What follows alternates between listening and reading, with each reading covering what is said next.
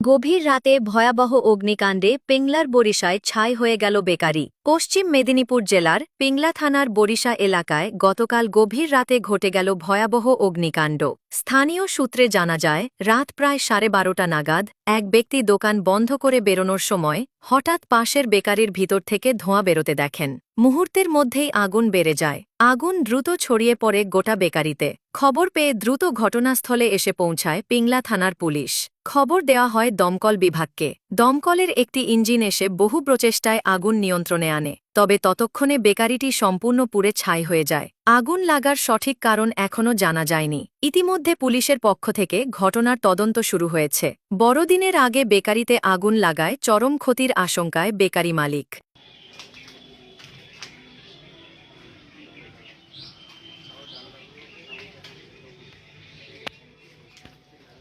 ঘটনাটা হচ্ছে ওই 12:30টার দিকে ইলেকট্রিক শর্ট সার্কিটের জন্য কারখানাতে আগুন লেগে যায়।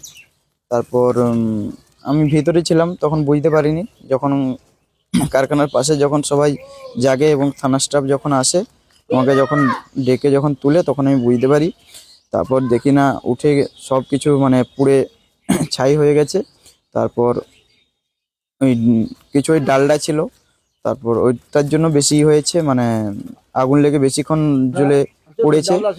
আর ইলেকট্রিক শর্ট সার্কিট হচ্ছে মেন। আর কাঁচামাল কিছু ছিল নষ্ট হয়েছে, কিছু টেবিল নষ্ট হয়েছে, আর ইলেকট্রিক কিছু মোটর এইসব কিছু নষ্ট হয়েছে। সামনেই বড় দিন, মানে কারখানার মাল কেমন ছিল? মাল মজুদ ছিল ভালো, ওইটার জন্যই মেন। যেসব তেল কাঁচামালটার জন্য বেশি দাহ্য বস্তুটা বেশি ছিল। কত কি টাকার পরিমাণ ক্ষতির আশঙ্কা করছে? ওটা ওই 3.5-এর মতন হবে। কি নাম আপনার? আমার নাম শল্য মণ্ডল। আপনি কারখানার মালিক? হ্যাঁ, আমি কারখানার মালিক।